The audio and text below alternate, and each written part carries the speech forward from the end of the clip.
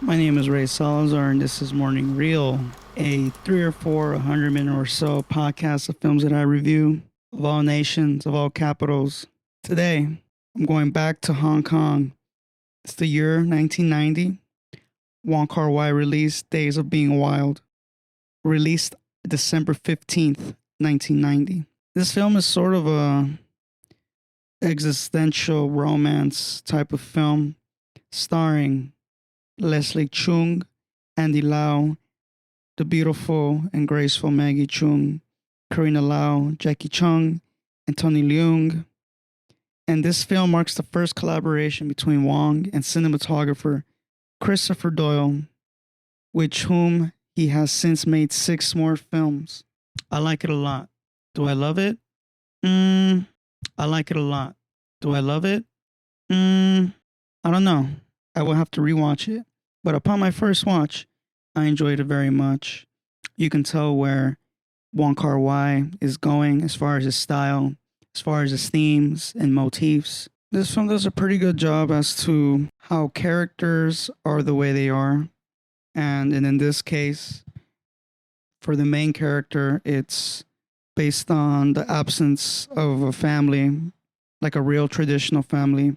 He has his aunt pretty much take care of him in a sense because his mother couldn't really do it for reasons a little unknown to him. But as we watch the film, the events in flashbacks tell us a lot about the character, about who he is, and why he does the things that he does, why he chooses to play with people's hearts, mainly women. But he plays himself too. And mainly the reason why he does that is because he just doesn't give a fuck. And people who don't give a fuck, live their days being wild, just like how the film is titled. I love that Wong Kar-wai can mix music into the motives and actions of the characters, especially in this film. It gives you a vibe of redemption, a vibe of doing whatever you want. And the main character feels like he can do whatever he wants. And for the most part, he did it. But it all comes back to bite him in the ass. When things like that happen, when you have the majority of the film just wrecking emotional havoc of sorts, it's going to come back to you. And this character really bit him hard. It really is a tragic film. I mean, when you see it, the film kind of spoon feeds you as to what to expect from these characters and why the characters act the way they are. And what's great about this film too is each character is unique. Each character, even the aunt, who may seem like a very cold person, a detached person, a person who really cares about herself. You like these characters, you love these characters because you get to see why they are the way they are. And you can't blame them, especially because it all just goes back to the main character, like his whole life, his whole logic, his whole future is really based on how his mother wasn't around for him. And it's funny because, there's no mentioning of an adult figure in his life, or if he ever had one, And I mean, there really isn't. He kind of takes care of himself. He's his own role model. And that's pretty crazy because how can you be your own role model? How can you make an example of yourself? There's nobody else to kind of guide you into becoming a man or, an upstanding individual.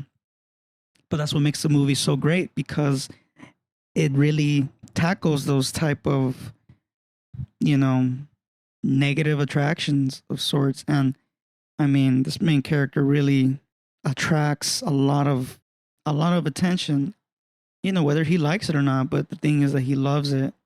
But it's all a mask to the shell of who he really is. Cinematography is great. You can see the style all the way to the first shot. In fact, my favorite shot of the film is when the main character picks up on this chick, right? And she tells this guy off the bat, like, "Hey man, like nothing's gonna go down, dude. Like, don't waste your time, don't waste your effort. Just, we're gonna hang out and that's it." And they hung out, but I'm pretty sure they did a little bit more than that. And I mean, the guy is very charming, and he does it without any dialogue too. And that's what's pretty great about the actor who plays the main character. He's alive, without having to say a word sometimes. And I love the fact that Christopher Doyle plants certain shots to really invite us into these characters, into their motives. And that one shot specifically, it's a close up of these two characters' faces, and they're right in front of each other. They're practically almost in that inch away of, just pure lust. And not only lust, but like it's sort of that innocent type of lust, but we really know it isn't. This guy's out there to hit it and quit it, really, or just to hit it and just leave and whatever. But the chick doesn't want him to leave. In fact, she wants to go wherever he goes, and she does it. It's crazy. He has people under his spell, and sometimes he doesn't even know why, but it's just the fact that he leads people on, and it's fucked up. It's crazy. Like, this guy gets whatever he wants in this film, and at some point it doesn't work out, and that's that. Other than that, dialogue is great too. Wong Kar-wai does a great job having two people on screen, having conversations about life, love, the lack of self-will. And these people are really strangers to each other. There's really little connection, but it's the fact that they have those little connections that are very meaningful to them. But when you're in the moment of heartbreak, there's not much else that you want to focus yourself on. But eventually, each of these characters figure it out, tie up the loose ends very well. It's an exciting film. There's comedy. I wouldn't say it's comedy romance. It's romance. There is comedy in there. There is some slight action in there, but it's just the stuff that you would expect from a guy who's kind of petty, who lives his life by his own rules. In fact, his own rules have no rules, really. So what a way to live, right? What can you expect out of it? I recommend everybody to see this film. It's different from your typical romance films about life, love, the lack of heartbreak. If you're down, good movie to watch. If you're feeling great and you want something to refresh yourself, watch this film. The colors are great. The palettes, there's a lot of green, a lot of blue, a lot of neon stuff too. All kinds of reasons why to see this film. It's crazy. This film's a little bit before of its time. It's a film that you would not expect to come out of the Hong Kong scene, especially during that time, the 90s, especially early 90s. Wong Kar-wai gave us a gift, and thank God that I consumed it.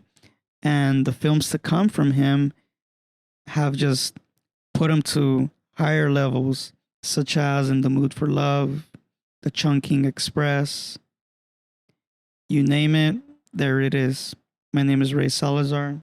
I would watch it again just for the cinematography. I would watch it for the music, how the music blends into the story, quote unquote story per se. And not only that, like, what you see in this film, there are some like what would become Easter eggs in later films stem from this film. So that's pretty cool too. Follow me on Morning Shot Films on YouTube and IG. Rate and review this podcast, Morning Reel. And this episode, tell me if I'm crazy. Tell me if I'm not making sense. I welcome all kinds of comments and opinions because I love film. And when I talk about film, I just express what I see, and sometimes I could be wrong. Thank you.